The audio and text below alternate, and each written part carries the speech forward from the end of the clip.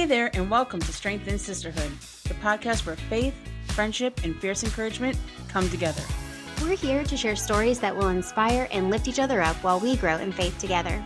No matter where you are, we're here to remind you that you are never alone.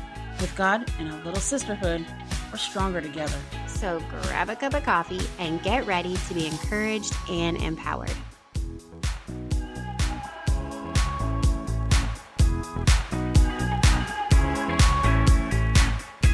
Hello, and welcome to Strength and Sisterhood. I'm Amy. And I'm Summer. And we're really glad that you're here today. How are you doing today, Summer? I'm doing really good. Yeah? Yeah, I am.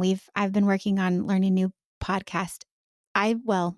You're an audio engineer. I think I am. I think I am a sound engineer now. Yeah. 100%. Absolutely. So yeah, I don't know. You did take a picture. I don't know if you were going to be putting it out on social media. I will. Of all the blankets that I have up right now and pillows in this room. There is 1, 2, 3, 4, 5, 6, 7 blankets Did you count hanging. that one? 1, 2, 3, 4, 5, 6, 7. Yeah.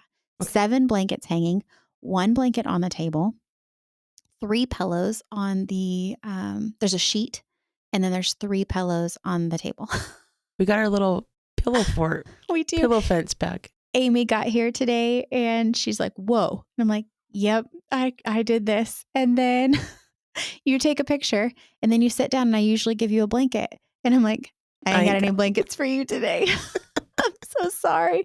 But you know what? I usually have to sit with a blanket, but I was so hot from moving the piano out and hanging up these sheets and blankets and stuff. So I was hot. So I don't think I can even wear a blanket on me right now. But how's your day going? How's your day? Going good. Yeah. Yeah. It was entertaining. I mean, it's nice and cozy in here. It is nice. Soft and cozy. lighting, ambient lighting. It's very cozy. I still do have a cough. Yeah. And so my voice is a little different, but I feel, I was driving out here today and I was like, I feel like I'm Phoebe Buffay from Friends. You know, she gets a cold and she gets up to start singing. She's like, smelly cat. Oh, my sticky shoes. My sticky shoes. Don't stick on me, baby. That is funny. Yeah. Yeah, you kind of. She really enjoys her sexy voice, I think is what she calls it when she's singing. She does. Yeah, she's pretty funny. Yeah. It's not quite the same. It's not the same. But I thought, as long as I don't lose my voice, we can still podcast. Yeah, I was a little concerned, not that you would lose your voice, but that you might be coughing the whole way through. So we'll see how this goes. It'll be fine. Yeah. I just appreciate anybody who's willing to suffer through and listen through them. Yeah. But well, this is a good topic today. I'm excited for this topic. Yeah, it's necessary. So our topic today is, I'm excited for it too. As the week has gone on, it's kind of developed just more and more in my mind and in studying it. And so our topic today is peace be still. Mm-hmm. And it made me think, granted, we're recording this. It's been about a week and a half. At the time of that we're recording this, it's been about a week and a half since Charlie Kirk was assassinated. And by the time this comes out, it'll be another week or so since then. But there's just this heaviness, of like, I actually saw a video today and somebody said, my world hasn't been the same since September 10th. Like their world just, something just shifted. There's so many people that have shared that sentiment. And it made me think of like, well, as Christians, we're called to follow Christ. So how would Jesus respond to something like this? Yeah. I'm going to try to take I'm feeling a whole realm and whole spectrum. I think we talked about that before. Yeah. The whole spectrum of emotion. And how do I respond to this? Mm-hmm. Like, we want to respond to it in the right way, in a way that's Christ-like, right? And I don't want to respond out of the emotion, like whether it be anger or whether it be grief or whether it be, boldness. Mm-hmm. Not that those are necessarily wrong, but are they the right way to respond? Right.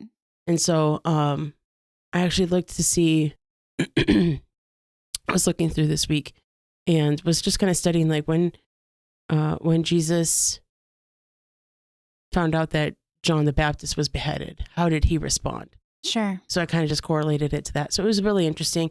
And also initially kind of what made me think about this topic was you and I were talking, and like the world is just so noisy. Mm-hmm. There's just so much noise True. everywhere all the time.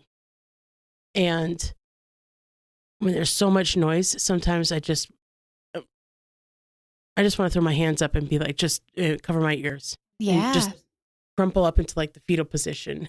Just, no kidding. Seriously. I just want to hide from it. Mm-hmm. And so it made me think of like, it's exhausting. Yeah, it's exhausting. When you and I were talking about it, I was like, that verse, Psalm 46:10 came into my mind. Be still and know that I am God. Mm-hmm. And I know it's a very common verse and things like that, but it doesn't weaken the truth, right, and the comfort of that verse. And so it's just like one of those things of like, okay, I just want to be still and know that he is God, and how would he respond? And that's what kind of led me to like, how would Christ respond to this? How would Jesus respond to this? No, I think that's good. I think that's really good. I'm excited to hear what you have to say. Yeah, we're already getting into it, but let's go and fill up our cups real quick. Okay. All right.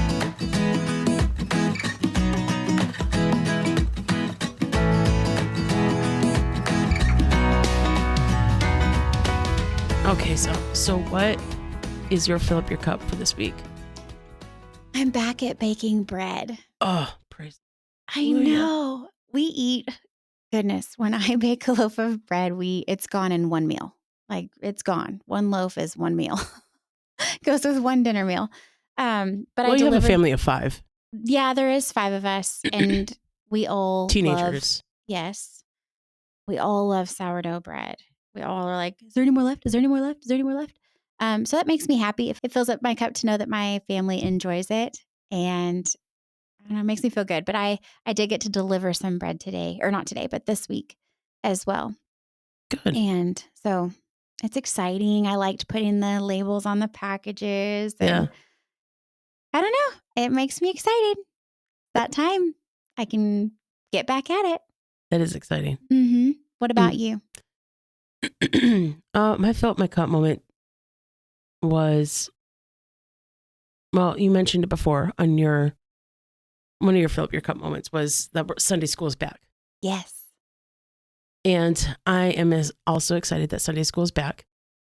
It's just nice to have that routine and things like that. Yeah. Now, the first week of Sunday school, we had no children for our Sunday school class, which I'm not necessarily complaining about. It was kind of nice to still have a week of preparation. Yeah. And yeah, it was kind of nice to have an easy week. I didn't quite feel ready for it yet, but we have a very, very small class, which is fine because then you get dedicated, like you get to know those students all the more so. Small, yeah. Mm-hmm. More one-on-one with them. But last week we had a full class. Right. That's awesome. Both kids showed up. So, but it was fun. All 2 of them. All 2 of them. Yeah. So 2 kids and 2 teachers. But one of the kids is new. It's his first year in our Sunday school class. And the other kid is still fairly new. Yeah. He was there in the spring. But we have class rules that we go through, and they're new to them. Sure. The class rules. And it was just fun to get back and like sing songs. We stretch. Yeah. We sing songs.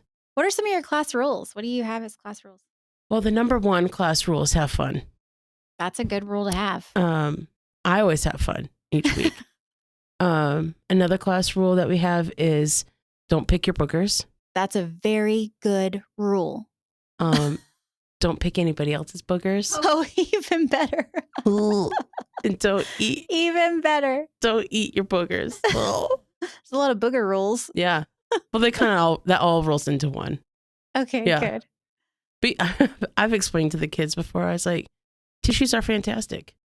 You feel a little booger in there. You just grab a tissue and you just blow as hard as you can. Try to get that thing out. Right. You don't need to take a finger and go digging in there. No. Oh my goodness, that is Another so funny. one that I think the lady that I teach Sunday school with, she enjoys when I go through this explanation. Another class rule is, and this honestly, there are class rules, but they should be church-wide rules. Yeah. We have a big church, like in comparison to what we've had in the past. Yeah. And there's a lot of room to run around. And so one of the class rules is we don't run in church, right? And there's two main reasons why we don't run in church. One is because we could knock somebody over and hurt them, or we could fall and hurt ourselves, right? And nobody wants that. You don't want to knock somebody over and hurt somebody. Right. You would feel really bad about that. I teach 4 to 5 year olds, so this is the level Sure. that I'm trying to explain these on. Yes. Okay. So then the second reason why we don't run in church is because it's God's house. And we should respect and honor God's house, take care of God's house. And so I remember, I think it was last year I came up with this. And the lady that she's sitting across the table from me during Sunday school, and I can just see she's thoroughly enjoying the visual that this is painting in her head. Yeah. And so I'm telling the kids, I was like, you wouldn't want to invite Miss Amy over to your house. And as soon as you open up the front door, I take off and I just start running through your house, right? Oh, funny. And what if I break? Like, what if I step on your favorite toy and it breaks? Sure. Or what if I knock off your favorite cup and it falls to the floor and shatters? Are you going to be happy with Miss Amy? Right. No. Yeah. What if I just leave my trash all around your house? Like, oh, I have a piece of gum and just leave it. I said, no, you wouldn't invite Miss Amy over to your house again if I did that. Yeah. So we need to take care of God's house. That's right. That's good. The visual like of Miss Amy running through the house is entertaining, I can see. But that's too funny. I love that. Yeah, it's fun. I enjoy teaching class, and I don't know, it's just fun to teach some of these stories, and they're given at such a entry level, basic level, right? Because of the age group, Easily to be understood. But sometimes I need it at that level. Like, yeah, me too. Last week I taught on Job, and it was just Job loved God, and he served God with a clean heart, and he just wanted to please God every day. Yeah. And he didn't get mad and angry when God allowed Satan to test him. He knew that everything that God had given him, and like I had all these things, like all these pictures of Job's animals and Job's camels. Like he had 7,000 sheep. Like he had tons of stuff, tons of animals. I had them spread out across the table, and like then this, fire came down from heaven and took and I was just plopping them like whack-a-mole. Yeah. Over the table. And then everything was just down, right? And then Job lost it all. Mm-hmm. And I said, Job could have gotten mad at God. He could have, shaken his fist and gotten angry with God, but he didn't. Right. Instead, he, put his grieving clothes on. And, it's just, that was a good lesson for old Miss Amy. Well, and it's kind of fitting, too, for what our topic is today. Yeah. Yeah. So, anyways. That's good. I like that. It is fun. Sunday school is fun. I love learning, so I'm right there with you. Yeah, it's happy fun. to go tomorrow. Yep, looking forward to it. Okay, well, let's get into our topic. Okay. Okay.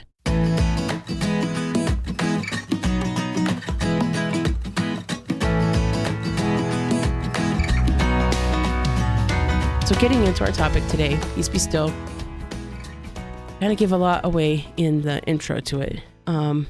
But with everything that's been going on in our country and just everything in the world, it's not even just, I know on one of our episodes lately when we first talked about the Charlie Kirk assassination, it's a global thing.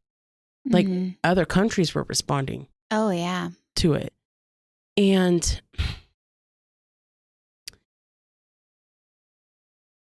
It was. There was just so much noise about it and differing opinions, and that's fine. You're going to have differing opinions, but I don't know. There was just a lot of noise. Yeah. And I felt overwhelmed. Mm-hmm. And so that's what kind of just led me to, I think when I was initially talking with you about this topic, I was like, turn the phone off. Like even leave your house without your phone. Yeah. And go for a drive. And just go for a walk. Just get out with you, God, and nature. Like there's something healing and powerful about that. For sure. And getting off social media, like take a break from some of that stuff. That one's huge. And it's because sometimes when the world gets so noisy and everything like that, it's overwhelming. Right. It can be. Mm-hmm. So there was a song that actually came to my mind, a hymn that came to my mind with this topic, and it's Master, the Tempest is Raging. Oh, it's a good one. And I'm not going to sing the whole song. You're welcome. But it just made me think of specifically the chorus. Like the song is fantastic. It is. I do love that song. It's a very dynamic song. Mm-hmm. And so when you get to the chorus, I think it goes, peace, peace, peace. How does it go? Oh, you kind of start out quiet. Yeah. And then whether the wrath of the storm tossed sea, or demons or men or whatever it be, no water can swallow the ship where lies the master of ocean and earth and sky. They all shall sweetly obey thy will. Peace, peace, be still. Sorry, I'm singing it. But it goes into like a big crescendo, yes, like it builds up and then it ever so slightly, it's almost like a feather falling. Mm-hmm. Peace, that's good. Peace, be still. They all shall sweetly obey thy will. Peace, peace, be still. Peace, peace, be still.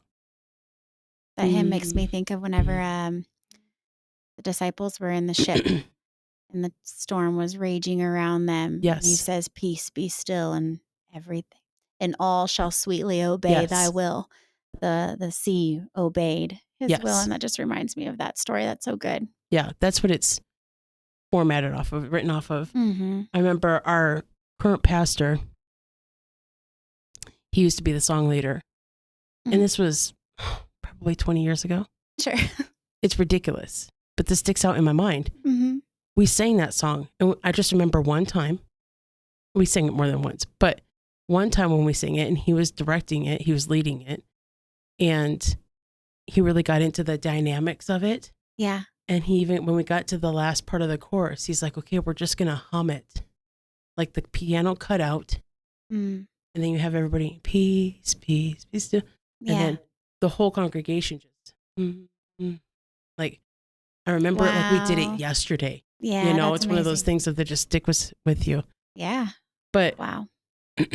That hymn can minister. Like, yes, we can, in moments where there's so much noise and chaos and everybody has opinions and everybody's saying this and you should be responding that way, or Christians ought to be responding that way, or you're not going to the right church if your pastor didn't say anything about Charlie Kirk, or if your church did say something about Charlie Kirk, then you need to leave that church, or like no kidding. Yes, there's so much, all those things, and it's just ridiculous. And it's, Lord, peace be still. Lord, come back now. I'm so thankful that I can go to the Lord for peace. Oh man, that's where it comes from. You can't go anywhere else for it. It's only through him. It's only through him. I'm so thankful that we can go to him for peace. There's so much peace in knowing that he is sovereign over all things, everything. So he's in control. We don't have to worry. we don't have to, be out there listening and being a part of the noise. Right. We can just peace be still because we know who holds all of it together, who's Exactly. in control. There's peace in that. Yes. And so one of the things this week is I was going to the Lord and being like, okay, Lord, I need some peace and quiet. Mm-hmm. I need to talk to you about some of these things. Like, Yeah. what is the proper way to respond? Don't allow me to have expectations of other people. Sure. Like I don't want to walk in with a spirit of expectation into our church and even be like, okay, well, preacher better say, right. or better not, Mm-hmm. I don't want to have the improper spirit. And so that kind of led me to think of like, well, how did Jesus respond? How would Jesus respond to something like this? Yeah, we have to consider that. I think that's good. And it made me think of, well, John the Baptist was beheaded. Mm-hmm. And while Jesus was starting his ministry. Yep. Towards the beginning, he had already initiated and he was into his ministry.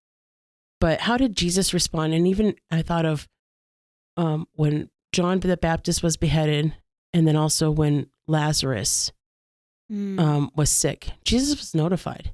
Yep. And Jesus didn't drop everything.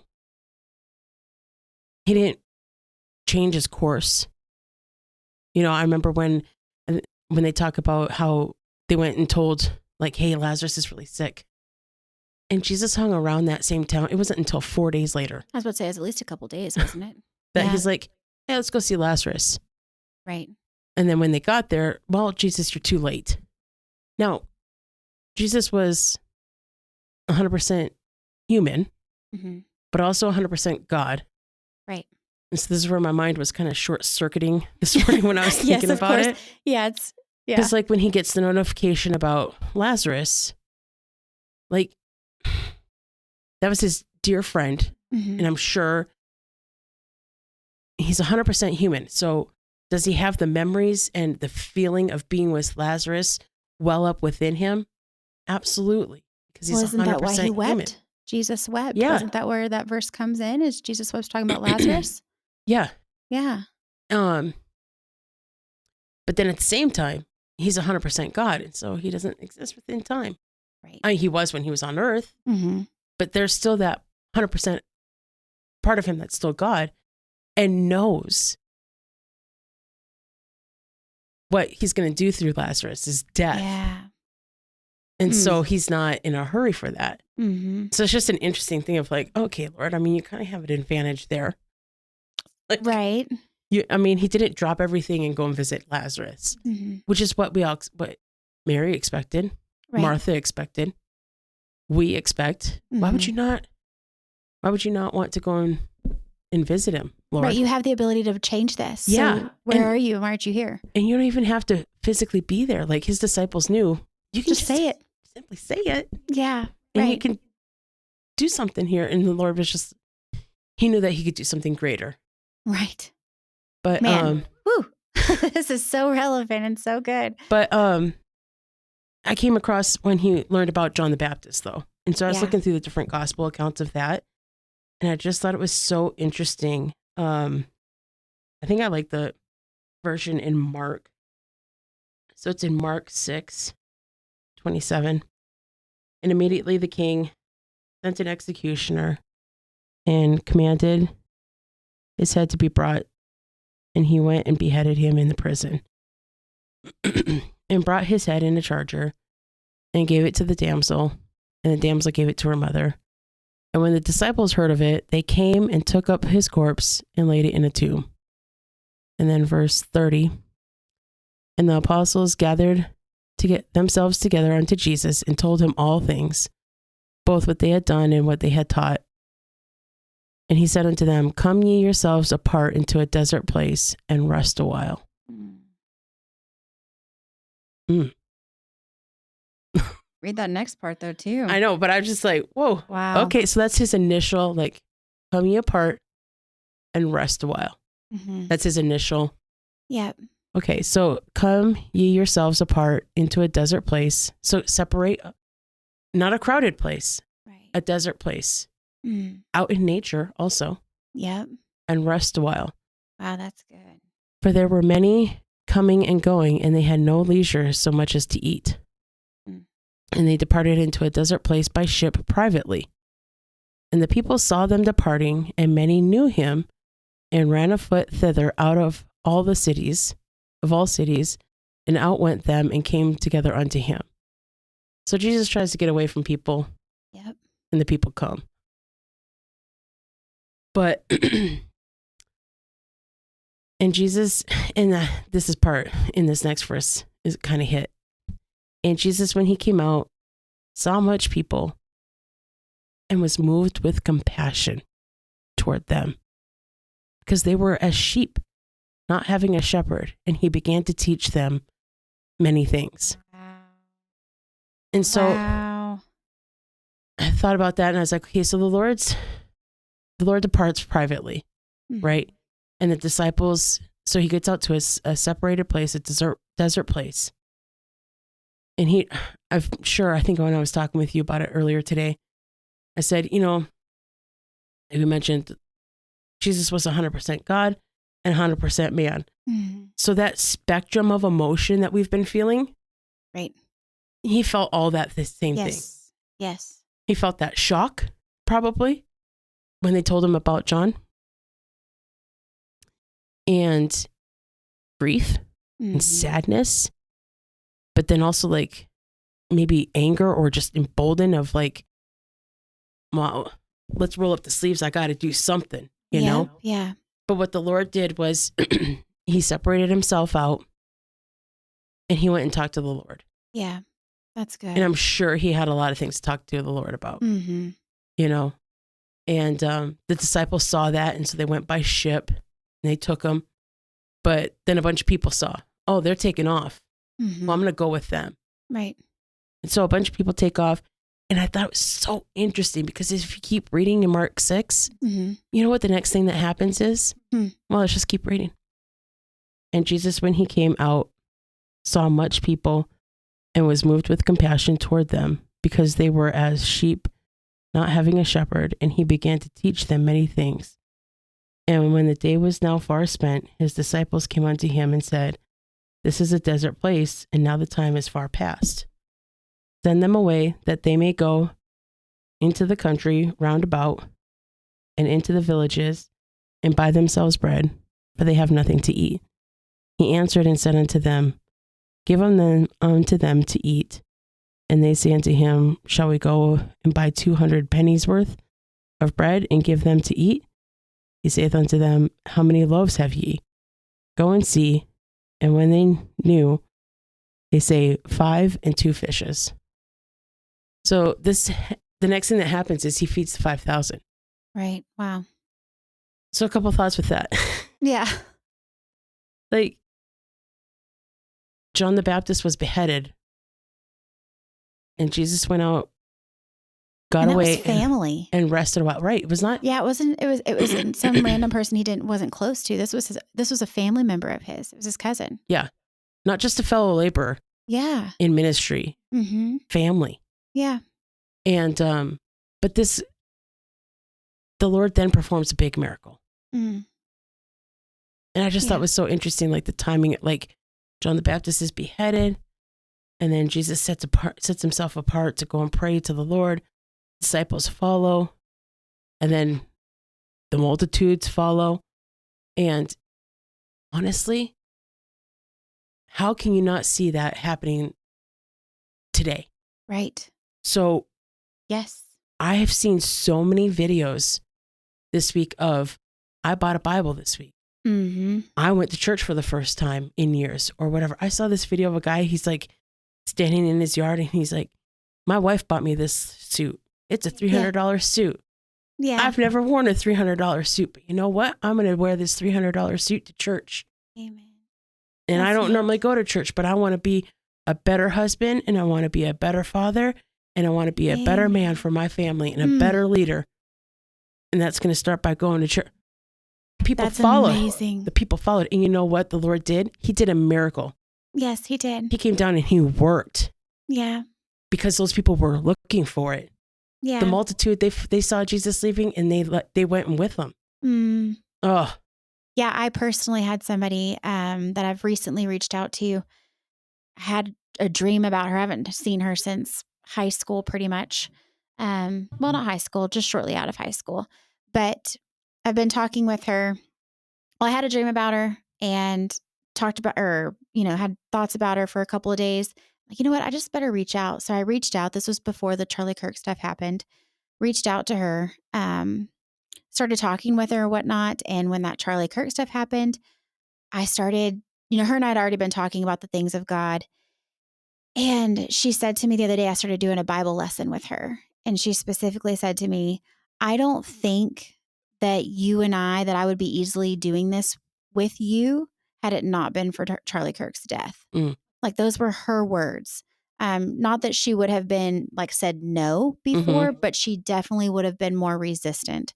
Yep. But because of Charlie Kirk's death, it's opened her eyes to some things. And I think that's really neat because she's not the only one. Like you had even said, there's a lot of people that have been positively affected by this. And I know our pastor gave us the admonition, the encouragement this past Sunday, the first Sunday after Charlie Kirk's assassination. He said, hey, you know what? Grab some tracts, be ready, have something on you that you can give to somebody because that people are looking for hope. Yes, they are. And we know where we can find hope. Amen. Yeah. And we know where we can find peace. Mm-hmm. And I thought that was... He did a really good job. Absolutely encouraged by it. Yep. Very good job. Mm-hmm.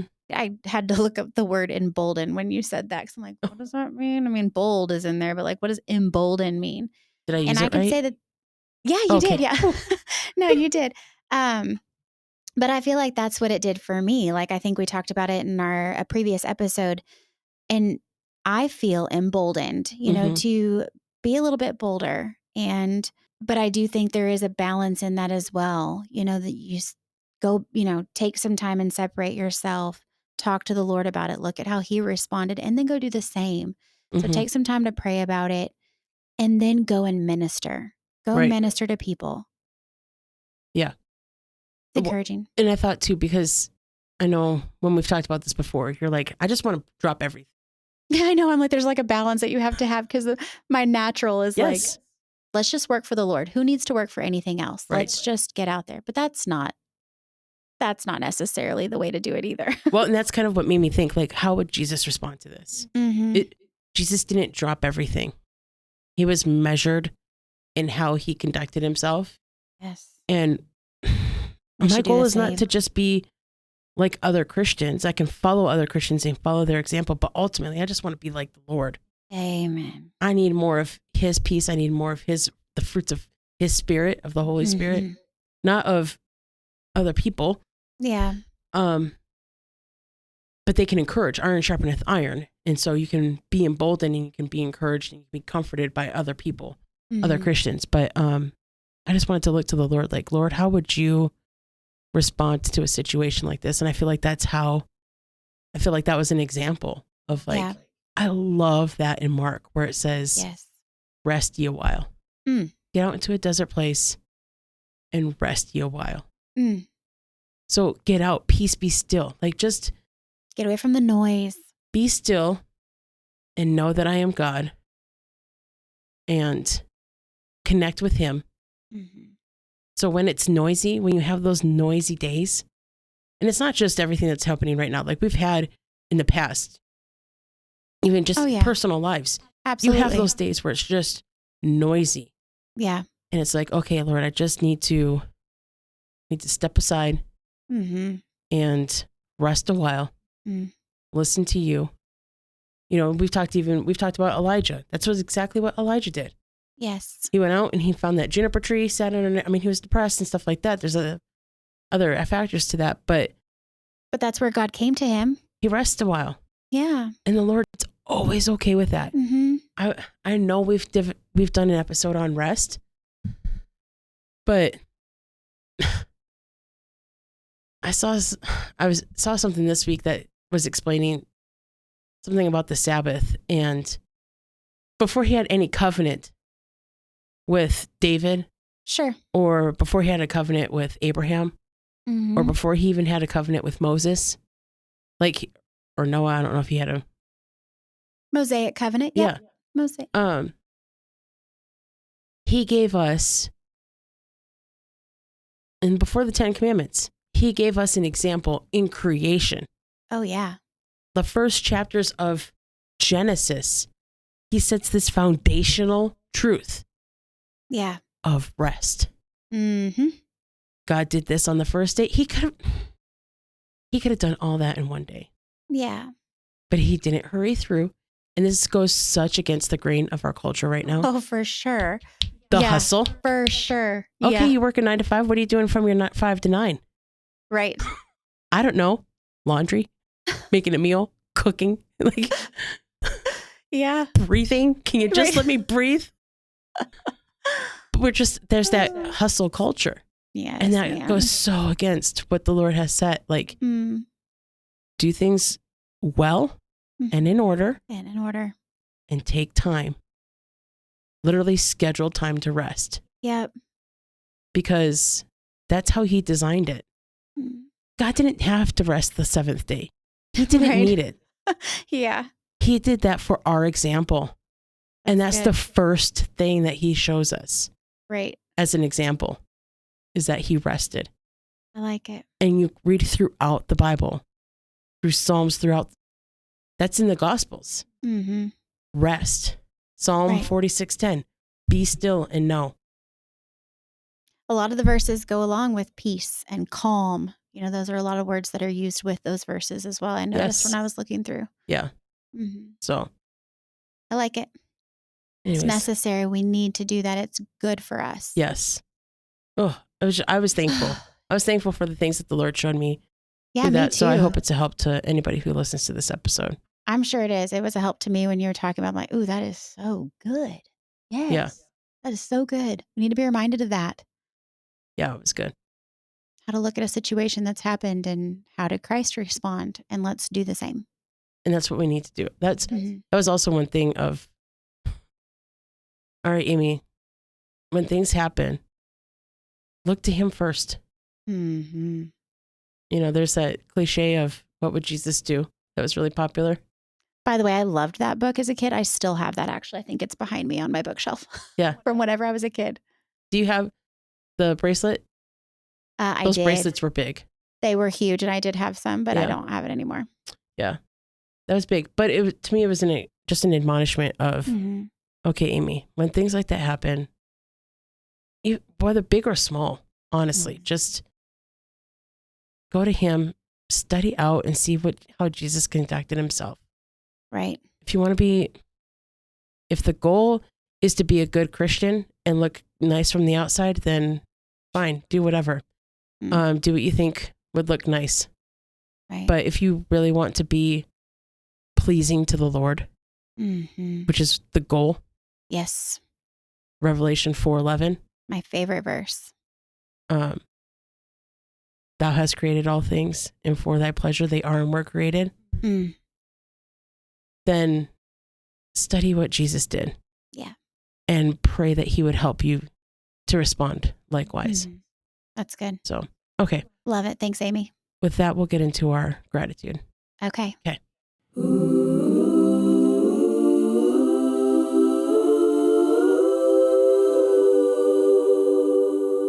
Okay, Summer. So what is your gratitude moment for this week? Oh, I am so grateful for the lady at the DMV this week. This lady, I was having actually a pretty rough day.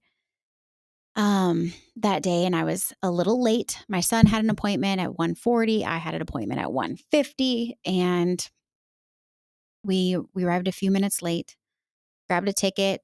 They called us up, within a few minutes, and his stuff took a little bit longer than I expected, so I missed my number being called. It was just kind of a disaster, but had to go back out there and grab a ticket for, someone who didn't have an appointment. Got to the window, and the lady says, "Do you have 2 forms of, proof of address. And I was like, oh, no. I had everything. I had my little packet thing that I bring, right? It's got everybody's social security cards, passports, marriage license, birth certificates. I had everybody's everything. Okay.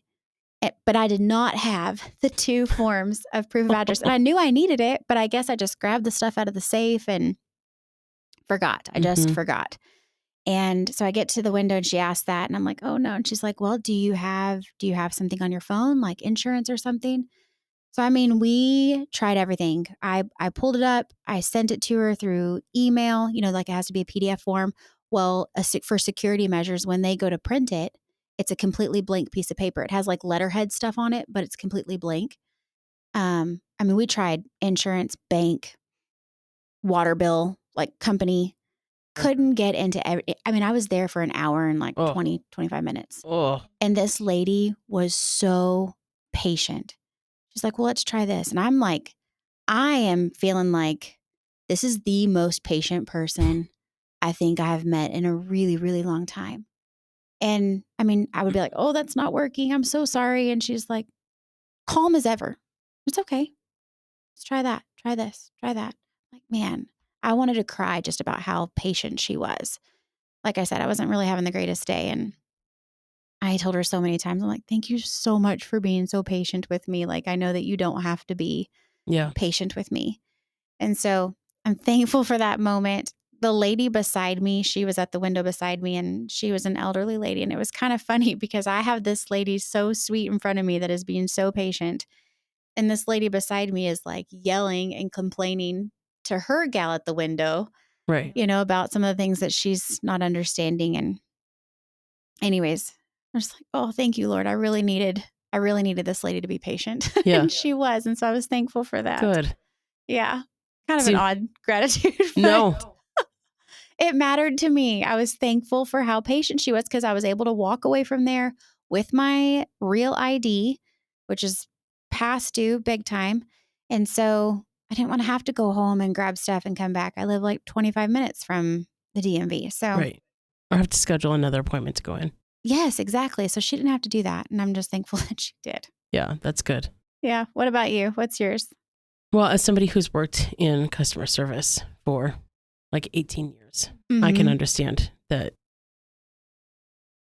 it's not always easy to be patient. Right. In those moments. So kudos to her. I know. I told her, I said, what I need to get you something for how patient you were. She's like, just hit the green button when you go out. And I'm thinking, she doesn't know it, but I know her name and I'm bringing her a loaf of bread this next week. Hopefully she can eat it. But it really meant that much to me. Yeah, so. That's good. What was yours again? My gratitude moment. Well, it was actually just last night we were getting ready for supper and I made taco chili. Oh, sounds amazing. It tastes good, but it's so easy to make. Like it's one of my absolute favorite recipes because it's so easy. So easy. Yeah. You brown a pound of hamburger and then you just throw some beans and corn and salsa in, some taco seasoning, and then just let it sit and get happy. And it's very flavorful. And it's a one pot meal. Yeah. But it was just one of those things of like, so we sat down to eat and my dad asked me to pray for the meal. And it was just one of those things of like, sometimes when you sit down to pray, like it's really easy to just say the same thing. Right. Yeah. But, I don't know, while I was praying, it was just like, Lord, thank you for a clean kitchen to cook in. Thank you for a dishwasher to put our dishes in so that I'm not having, to like stand there and wash every little utensil by hand. Right. Because our dishwasher broke not that long ago and I was very thankful. I remember that. To get it replaced. Yeah. But even just a warm house, a dry house, because it's been raining the couple days and just comfortable chairs to sit in. And sometimes it's just little things like that of like, thank you, Lord. I don't want to take things like that for granted. I want to express gratitude for them. Yeah. I want to feel the gratitude and I want to express my gratitude to him for a clean spoon, clean dishes. Right. Ice in my cup so that I have cold water to drink. Yeah. You know, like it's just, I don't know, a bunch of little things. Little things. So, but I love that. yeah, that's my gratitude. I don't know if that really Yeah. makes sense, but You have a very grateful heart. And I like that about you. Yeah, you always find a way to be grateful for just little things. And it's, I don't know, kind of makes me think. And I like it. yeah, November's coming up. It is. And I usually do a month of gratitude. I feel like I want to do something for the podcast. Yes, me too. Because I have learned that gratitude can be a great weapon as well. Mm-hmm. There's just a lot of power behind gratitude. So we'll get into that more in November, I think, or coming up. But I also love Thanksgiving. Yeah. So I do too. November is coming up. I feel like I want to do something special. We'll have to talk and figure some stuff out. But anyways, it's almost been 50 some minutes, or however long it's been. Let's let our listeners go for this week. All right. That sounds good. Okay.